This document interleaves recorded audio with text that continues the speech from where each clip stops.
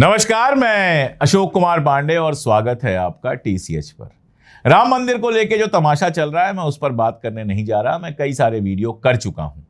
मैं आपसे एक सवाल पूछने जा रहा हूं कि मान लीजिए राम मंदिर के ट्रस्ट में एक भी मुसलमान होता, शिया होता, सुन्नी होता, कोई सा मुसलमान होता, यहां तक कि भारतीय जनता पार्टी के अल्पसंख्यक मोर्चे से ही कोई मुसलमान होता, तो सबसे पहले कौन गिरफ्तार होता? वही गिरफ्तार होता।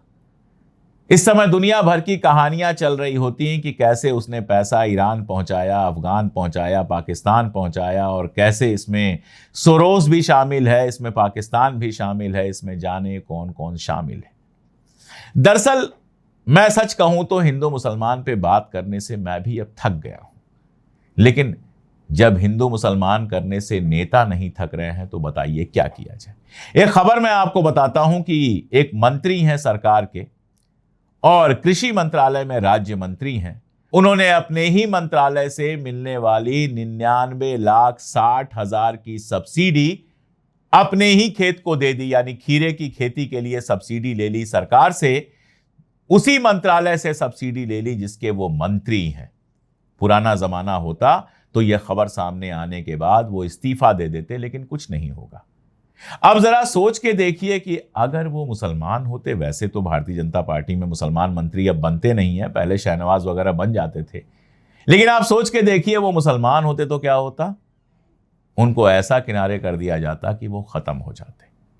और ये जो राजनीति चल रही है उसका सबसे बड़ा नुकसान ये है कि देश को लगातार बांटा जा रहा है। और यही वजह है कि मैंने इकबाल भाई से कहा था कि इस तरह के मुद्दों पर लगातार बात करें, क्योंकि हम अगर इन पर बात नहीं करेंगे सही तरीके से तो कौन बात करेगा।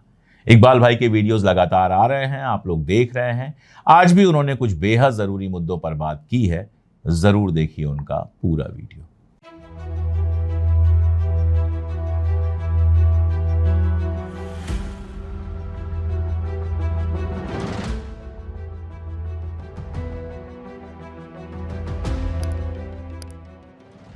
नमस्कार, आदाब। मैं इकबाल अहमद टीसीएच में एक बार फिर से आपका स्वागत करता हूं। मशहूर और मारूफ शायर अकबर इलाहाबादी का की मशहूर शेर है कि हम आह भी करते हैं तो हो जाते हैं बदनाम, और वो कत्ल भी करते हैं तो चर्चा नहीं होता। कुछ ऐसा ही हाल हिंदुस्तानी मुसलमानों का है। आज के इस किस्से को वर्तमान समय में शुरू करते हैं। बनारस के दीपक कुमार, अजय साहनी, राहुल साहनी, अरुण कुमार साहनी, अनुराग निषाद नाम के 5 दोस्तों ने इसी जून के महीने में एक दिन तय किया कि चलो यार गंगा की बीच धारा में पार्टी करते हैं। उन्होंने चिकन खरीदा, तेल मसाले लिए, मूड बनाने के लिए बियर और अंग्रेजी शराब की बोतलें ली और बीजेपी के पार्षद सत्यनारायण साहनी उर्फ तन्ना भाई की नाव मांग ली। दशाश्वमेध घाट के पास बीच धारा में पहुंचकर वहां उन्होंने चिकन बनाया, चिकन को खाया, बियर और शराब के जाम छलकाए, मतलब मस्त पार्टी की। और जमाने के दस्तूर के हिसाब से पार्टी की वीडियो बना ली और इसके बाद आराम से घर चले गए। 22 जून को इन 5 दोस्तों में से किसी एक दोस्त ने वीडियो सोशल मीडिया पर शेयर कर दिया और ये वीडियो शेयर होते ही वायरल हो गया। और 23 जून की सुबह हल्ला मचता है कि इन लोगों ने गंगा माता की पवित्रता को भंग किया, नदी के ऊपर चिकन खाया और शराब पिया। खैर 5 लोग गिरफ्तार होते हैं और उसी दिन सेम डे 20,000 रुपए के निजी मुल्की चलके पर छूट जाते हैं। अब हम आपको पास्ट में ले चलते हैं, ज्यादा नहीं 3 महीना पहले। आपको याद होगा कि इसी साल मार्च के महीने की बात है। रमजान का महीना चल रहा था। बनारस के मुस्लिम नौजवानों के एक ग्रुप ने गंगा नदी के किनारे से एक नाव लेकर बीच नदी में अफ्तार पार्टी करने का प्लान बनाया। शाम को 15 लड़कों का ग्रुप गंगा नदी किनारे पहुंचा। नाव पर चिकन बिरयानी की देग रखी गई और बीच धारा में ले गए। जब मस्जिद से मुअज्जिन ने मगरिब की अजान दी और ऐलान किया कि अफ्तार का वक्त हो गया है, तो लड़कों ने बिरयानी की देग खोल दी। सबने चिकन बिरयानी खाई, रोजा खोला। और सोशल मीडिया का जमाना तो है ही, जो भी करो सब कुछ इंस्टा वगैरह पे डाल दो का चलन है। तो लड़कों ने बिरयानी खाते हुए वीडियो बनाई और वीडियो इंस्टा पर शेयर कर दी। वीडियो शेयर होते ही इस बार भी हंगामा हुआ। कट्टर हिंदूवादी तबका जाग गया, साथ ही जाग गए बनारस के साथ देश भर के हिंदू रक्षक। मलेच्छों की हिम्मत तो देखो, हिंदू धर्म की आस्था का प्रतीक गंगा जी के सीने पर मांस भक्षण कर रहे हैं। इतना ही नहीं, अपवित्र हड्डियां, मुर्गे की हड्डियां को जलधारा में बहा रहे हैं। हमेशा देर से एक्टिव होने वाली हमारी पुलिस तुरंत एक्शन में आ गई और सभी 15 लड़कों को हथकड़ियों में जकड़कर मीडिया के सामने ऐसे पेश किया गया जैसे सन 78 में गिरफ्तार किए गए मशहूर अपराधी रंगा बिल्ला हो। जी हाँ, वही रंगा बिल्ला जिनसे प्रेरित होकर सुपरहिट वेब सीरीज राख आजकल तहलका मचा रही है। खैर, मुद्दे की बात यह कि इन 15 लड़कों को बिरयानी खाने के जुर्म में महीनों जेल की रोटी खानी पड़ी। इन सभी बेवकूफ लड़कों की जमानत बड़ी मुश्किल से हाई कोर्ट के जज साहब की मेहरबानी से हो पाई, क्योंकि सेशन कोर्ट ने गुनाह को संगीन मानते हुए जमानत देने से इनकार कर दिया था। अब प्रेजेंट और पास्ट में किए दोनों गुनाहों को एक तराजू पर रखकर तौलते हैं। जून वाली घटना में 5 लड़के जो बीजेपी पार्षद की नाव पर पार्टी कर रहे थे, वो चिकन के साथ बियर और अंग्रेजी शराब को एंजॉय कर रहे थे। उनके इस गुनाह के लिए उन्हें तुरंत जमानत मिल गई। वहीं मार्च में इफ्तार पार्टी कर रहे 15 लड़के सिर्फ चिकन बिरयानी खा रहे थे तो उन्हें महीनों जेल की चक्की पीसनी पड़ी और उनको जमानत भी हाई कोर्ट से जाकर मिली। तो इसे क्या ऐसे समझे कि बियर और शराब न पीना संगीन जुर्म हुआ? अगर वो 15 लड़के बियर पी रहे होते, चिकन के चखने के साथ विस्की का जाम टकरा रहे होते, तो उन्हें भी जमानत सेशन कोर्ट से मिल गई होती। खैर, ये तो मजाक की बात है। दोनों मामले को गौर से देखें तो दिमाग के जाले आपके साफ होने लगेंगे। फटाफट जमानत पाए 5 लड़कों का नाम दीपक कुमार, अजय साहनी, राहुल साहनी, अरुण कुमार साहनी और अनुराग निषाद थे। और हाई कोर्ट तक चक्कर लगाने वाले लड़कों के नाम ध्यान से सुनिए। मोहम्मद अव्वल, अमजद अली, मोहम्मद समीर, मोहम्मद अहमद, नूर इस्माइल, मोहम्मद फैजान, मोहम्मद तहसीन, मोहम्मद अहमद, महफूज आलम, मोहम्मद तौसीफ अहमद, आमिर कैफी, निहाल, मोहम्मद अनस और दानिश सैफी था। दोनों केस के बीच गुनाह की संजीदगी समझने के लिए ये बहुत दिमाग लगाने जरूरत नहीं है। जून वाले केस में जो नाम है वो नाम से गुनहगार को पहचान लिए जाने वाले नाम में नहीं आते, लेकिन इसके साथ जिस नाव पर वो सवार थे उसका लिंक सत्ताधारी जमात से जुड़ा हुआ है और ज्यादा मामला साफ हो जाता है कि वो 5 बच्चे कैसे गुनहगार हो सकते हैं। वहीं मार्च में हुए केस में वो 15 लड़के तुरंत नाम से ही पहचान में आ गए। गुनाह अजीम करने के आदि कुनबे से जो थे वो। हाई कोर्ट वाले जज साहब ने भी शायद जिगर, कलेजा, फेफड़ा सब साइड में रखकर के जमानत मंजूर की होगी। बनारस से मेरा बचपन का नाता है, मोदी जी वाला नहीं, हकीकत में मेरा बचपन का नाता है। मेरा ननिहाल वही है।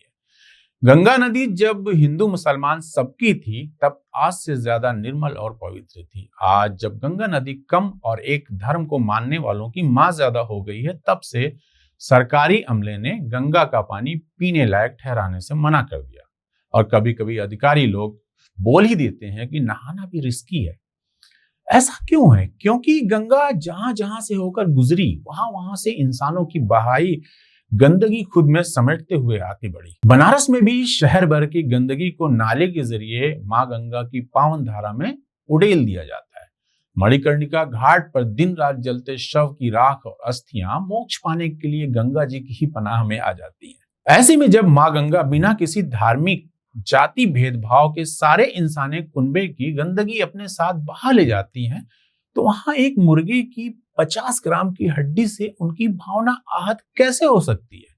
यह प्रश्न अगले यूपीएससी एग्जाम के दीर्घ उत्तरी सवाल वाले सेक्शन में आ सकता है। ऐसा ही कुछ बरेली में हुआ जब मुहर्रम के जुलूस में पाकिस्तान जिंदाबाद का नारा सुनते ही हाई वोल्टेज ड्रामा क्रिएट हो गया। बरेली का देशभक्त कुनबा तुरंत जाग गया। यह मामला उत्तर प्रदेश के बरेली जिले के हाफिजगंज थाना क्षेत्र के खाई खेड़ा या खै खेड़ा गांव से जुड़ा है।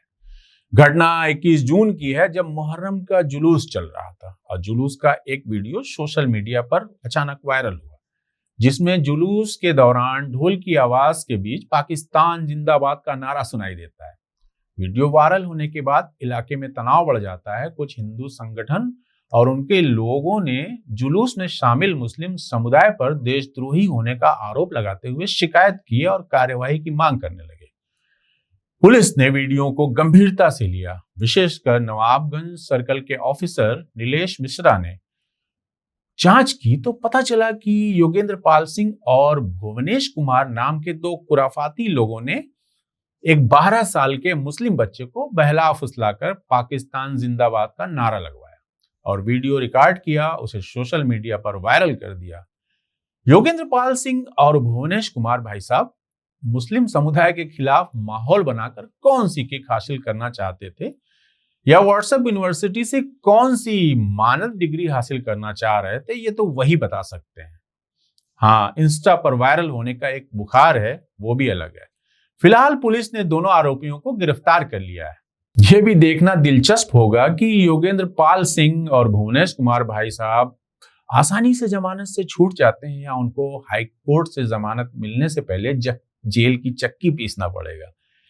जो होगा वो कुछ दिन में अपवाद स्वरूप हाई कोर्ट पहुंचे तो कुछ महीने में सामने आ जाएगा। लेकिन सनातनी मुसलमान नाजिया इलाही खान अपनी सनातनी पहचान को और पुख्ता करने के चक्कर में फिर से मुश्किलों में आ गई है। एक पॉडकास्ट में पैगंबर मोहम्मद साहब और हजरत आयशा के निकाह, हजरत आयशा की उम्र को लेकर की गई अपमानजनक और भड़काऊ टिप्पणी को लेकर वो फिर से विवादों की घेरे में है। उनको लगता है कि इस्लाम धर्म को अपमानित करके वो सत्ता के और नजदीक हो जाएंगी, लेकिन इस बार मामला उल्टा पड़ता दिखाई दे रहा है। उनके खिलाफ मुंबई के भिवंडी के शांति नगर और पायधोनी थाने में 2 FIR दर्ज हुई है। धारा 299 धार्मिक भावना आहत करना और IT एक्ट की धाराओं के तहत मुकदमा दर्ज हुआ है। रजा एकेडमी और अन्य मुस्लिम संगठनों ने नाजिया इलाही खान की गिरफ्तारी की मांग की है। दिलचस्प बात यह है कि अब तक नाजिया इलाही खान के नफरती बयानों को व्हाट्सएप के जरिए फैलाकर नफरती लोगों का मेंटल ऑर्गेज्म देती रही बीजेपी IT सेल और अल्पसंख्यक मोर्चे ने स्पष्ट किया है कि नाजिया उनके आधिकारिक मोर्चे से जुड़ी हुई नहीं है और उनके बयानों से उसने दूरी बना ली है। मुसलमानों के खिलाफ जहर उगलने वाली नाजिया इलाही खान की जन्म कुंडली हमने पिछले वीडियो में जांची पर की थी, जिसका लिंक आपको वीडियो के आखिर में मिल जाएगा। झूठ और नफरत की कमजोर सीढ़ी से कामयाबी की बुलंदी पर पहुंचने का सफर बहुत रिस्की होता है। सीढ़ी का एक पायदान भी खिसका तो सीधे अंधेरी खाई मंजिल के रूप में हासिल होती है, और ये बात नाजिया इलाही खान के जैसे लोग अक्सर भूल जाते हैं। तो जहां एक तरफ नाजिया इलाही खान जैसे लोग हैं जो नफरत भरी जबान में सत्ता की करीबी हासिल करना चाहते हैं, वहीं कुछ लोग गाय को हथियार बनाकर चुनावी शतरंज की बाजी जीतना चाहते हैं। यह दिलचस्प घटना उत्तर प्रदेश के बिजनौर जिले के चांगीपुर गांव की है, जहां गौ हत्या का एक मामला जो शुरू में सांप्रदायिक तनाव पैदा करने वाला लग रहा था, वही पुलिस जांच में राजनीतिक साजिश का मामला निकला। मौजूदा ग्राम प्रधान जगपाल ने अपने संभावित चुनावी प्रतिद्वंदी हसन को फंसाने के लिए गोवंश के अवशेष खेत में रखवाए थे।